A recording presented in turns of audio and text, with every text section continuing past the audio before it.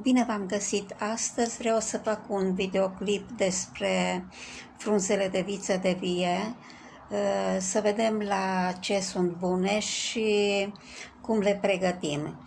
În primul rând am luat frunzele de viță de vie, le-am spălat și le-am pus pe terasă pe o față de masă ca să se evapore apa de pe ele. Iar acum le voi sorta în funcție de mărime și de cât sunt de crude, care sunt mai uscate, le pun separat. Deci pentru sarmale vom lua frunze mai crude și voi face gramezi de câte 10 bucăți și le iau cam de aceeași mărime.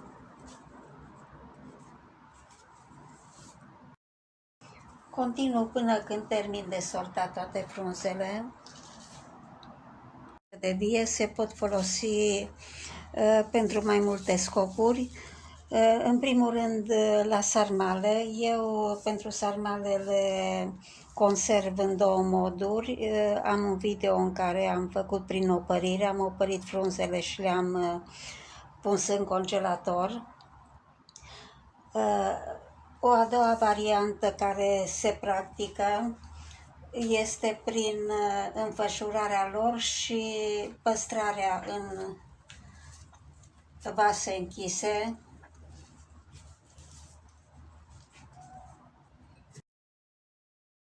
Deci se înfășoară strâns.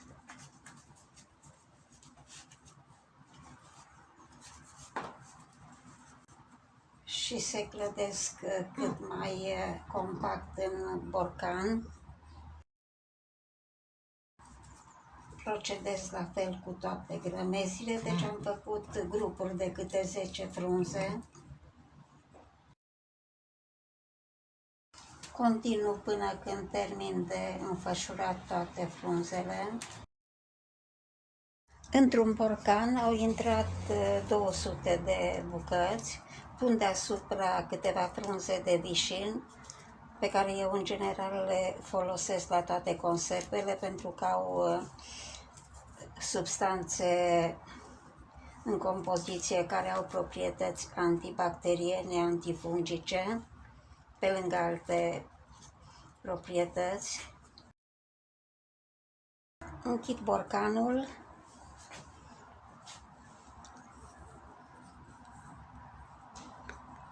Și îl păstrez în frigider de obicei. Deci acesta este al doilea mod de conservare după opărire. Și acum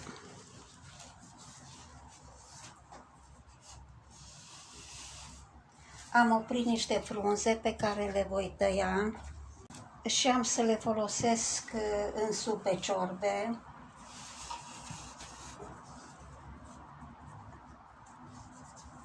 În urma anumitor studii s-a constatat că frunzele de viță de vie au proprietăți antioxidante, deci micșorează stresul oxidativ din organism, oferă protecție cardiovasculară,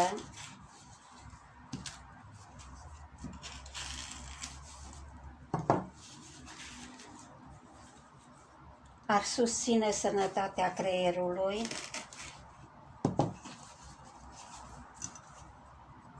o altă proprietate este cea antiinflamatorie, susține digestia. Toate aceste proprietăți fac frunzele de viță de vie foarte valoroase. În cazul în care vreți să le folosiți în scop terapeutic, e bine să consultați medicul de familie pe care îl aveți și să vă îndrume pentru o cură cu aceste frunze de viță de vie. Deci acum le tai pentru supe ciorbe. E bine să alegeți frunze mai tinere, care au fibrele mai elastice. Le tai până le termin pe toate. Am terminat de tăiat frunzele.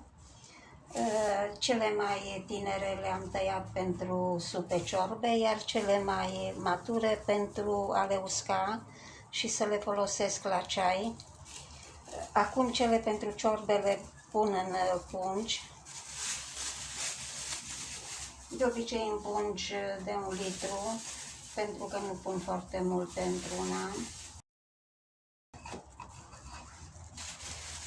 Și le voi presa, la fel cum fac cu toate frunzele care le păstrez crude în congelator.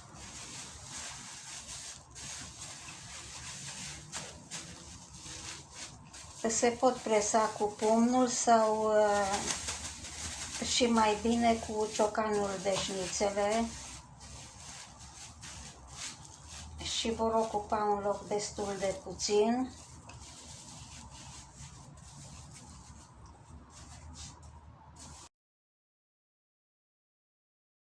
Deci la fel le presez ca să scot aerul.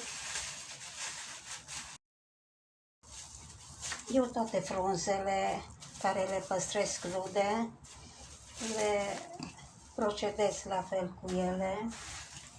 Vedeți ce loc puțin ocupă.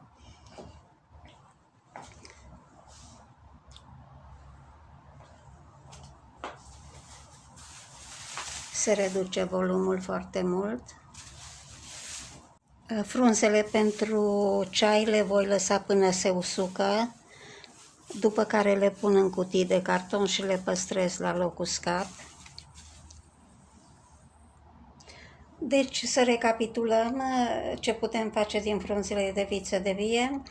Pentru sarmale în 2 variante, opărite și puse în pungi în congelator, crude, înfășurate și puse în borcane,